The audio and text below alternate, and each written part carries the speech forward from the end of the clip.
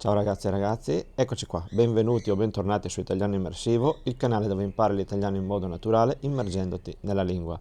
L'ultimo video che abbiamo fatto è stato un po' pesantone, per così dire, perché era di grammatica, abbiamo parlato del congiuntivo, un bel video, andate a vederlo se non l'avete visto, però oggi parliamo di qualcosa di un po' più leggero, dai. Oggi ragazzi allora parliamo di cultura, non tanto di lingua in sé per sé, anche se in realtà su questo canale parliamo sempre di lingua, perché chi mi segue lo sa, ma lo dico per chi è nuovo, se siete nuovi sappiatelo, questo è un canale di input comprensibile, quindi già il fatto di parlare in italiano è per voi un valore, indipendentemente da ciò di cui vado a parlare nella puntata specifica. Potrei ad esempio, che ne so, parlarvi anche di come si coltivano le banane e, e già sarebbe per voi qualcosa di utile, proprio perché parlo in italiano, è input comprensibile per voi. Oggi però non parliamo di come si coltivano le banane, anche perché non ne ho la più pallida idea sinceramente. Se qualcuno di voi nei commenti è un esperto, magari illuminateci su come si coltivano le banane e andiamo avanti. Oggi ragazzi vi porto un copione davvero speciale. Un copione, in italiano copione vuol dire uno script, un testo che abbiamo preparato. E fra l'altro sono in questo ambiente bellissimo. Oggi voglio registrarlo in esterna perché siamo a fine maggio, sta arrivando l'estate e guardate che bello, questo cielo azzurro appena appena tinto di nuvole. Si sentono gli uccellini cantare, è bello iniziare a girare anche un po' di video di fuori, anche se in realtà c'è qualche rumore ambientale un po'.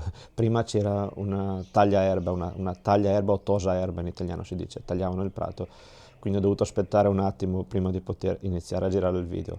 Adesso sembra che ci siano solo gli uccellini che cantano, c'è anche qualche cagnolino che ogni tanto abbaia, ma non ci dà fastidio. I suoni della natura ci piacciono, sono belli.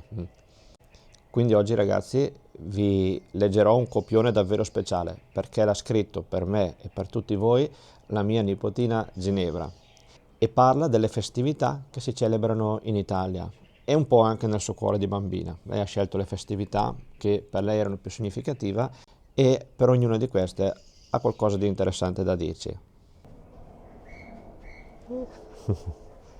Oggi abbiamo qui anche la mia Maggie che è venuta a trovarci.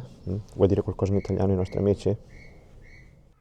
Ma prima di cominciare un piccolo avvertimento, alcune percentuali e dati storici che sentirete oggi potrebbero non essere del tutto scientifici, diciamo così, però li ho lasciati così e va bene così, perché io ragazzi sono convinto che al mondo esistono due tipi di verità. C'è la verità degli adulti, che è quella fatta di dati oggettivi, di fatti storici, eccetera, e poi c'è la verità vista con gli occhi e con il cuore, soprattutto dei bambini, che credo che sia poi alla fine anche quella più vera, più significativa. E quindi ascoltiamo cosa ha da dirci oggi la mia nipotina Ginevra sulle festività in Italia. Vado proprio a leggere il copione, lo leggo così direttamente. Allora, la prima festività di cui ci vuole parlare è il Natale. Natale. La prima festività è il Natale. Il 90% dei cristiani in Italia celebra questa festa il 25 dicembre, perché si ricorda la nascita di Gesù. Ma il 25 dicembre non è solo la festa di Gesù. In casa, per circa un mese, arrivano anche gli elfi. La mattina sembrano solo pupazzi, ma di notte prendono vita e fanno piccoli scherzetti.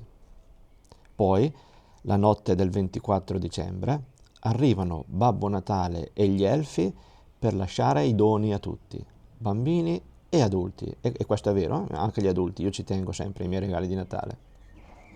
Pasqua. La seconda festività è la Pasqua.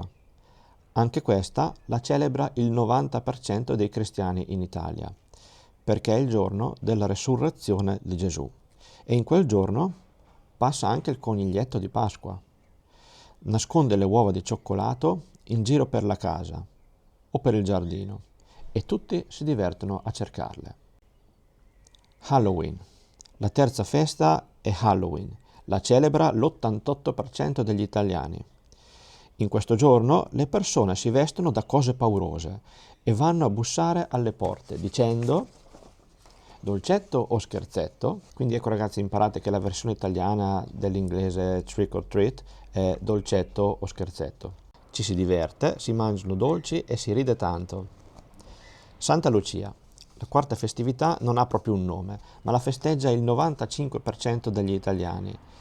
ed è quando passa Santa Lucia. La sua storia è questa. Lucia era una giovane ragazza buona. Un uomo voleva sposarla, ma lei non lo amava. Allora lui, arrabbiato, le tolse gli occhi e Lucia diventò cieca. Ma lei, anche se non vedeva più, voleva comunque portare doni a tutti i bambini del mondo. Così, la notte del 13 dicembre, passa con il suo asinello e i suoi aiutanti e lascia regali ai bambini e anche agli adulti. E anche qui è vero, Anche io ci tengo anche ai miei regali di Santa Lucia. E così diventò una santa. La Befana che è l'Epifania. La Befana. La quinta festività è la Befana. La festeggia il 90% degli italiani. La notte del 5 gennaio, la Befana vola con la sua scopa e lascia le calze ai bambini, quelle piene di dolci e piccoli giochi per i bambini bravi, e quelle con il carbone, ma dolce, perché lei è buona. C'è anche un libro che dice che una volta era cattiva e faceva sempre calze a maglia, ma quando seppe della nascita di Gesù ne portò una. Carnevale.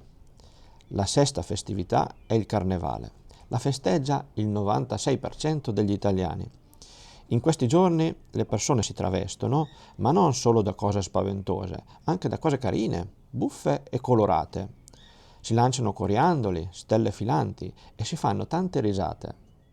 Quindi ragazzi, queste erano le festività più sentite, diciamo, dalla mia nipotina. Natale, Pasqua, Halloween, Santa Lucia, la Befana, Carnevale. Ora ragazzi, naturalmente in Italia ci sono 1 milione di festività, anche perché culturalmente noi italiani amiamo molto le feste e le vacanze. Forse siamo uno dei paesi al mondo che ha più giornate festive e non lavorative in assoluto. Però è interessante vedere come la mia nipotina abbia scelto proprio queste festività, che sono quelle di solito più sentite dai bambini e forse anche dagli adulti. In particolare, ad esempio, Santa Lucia, una nota interessante, è una festività che è molto sentita soprattutto qui nel nord Italia, perché nel sud Italia è conosciuta ma non è così festeggiata, nel senso che loro al contrario sentono molto come festività l'Epifania, all'Epifania la Befana, noi qua la chiamiamo la Befana, sarebbe l'Epifania, la Befana porta i regali ai bambini, nel sud Italia la Befana porta dei regali grossi, importanti, perché è una festività molto sentita. Al contrario, qui al nord Italia la festività più sentita è Santa Lucia, il 13 dicembre. E poi sì, passa anche la Befana, ma porta regali magari un po' più piccoli, perché è già passata Santa Lucia a portare i regali, quelli grossi e importanti. Quindi anche queste piccole differenze culturali fra il nord e il sud. Ma magari di tutte queste altre festività ne parleremo un'altra volta in un altro video. Quindi ragazzi, ditemi nei commenti qual è la vostra festività preferita, anzi ditecelo, perché siamo qui io e la mia nipotina e tutti e due vogliamo saperlo, qual è la vostra festività preferita. Quindi ragazzi, io vi saluto, noi vi salutiamo, ciao e alla prossima!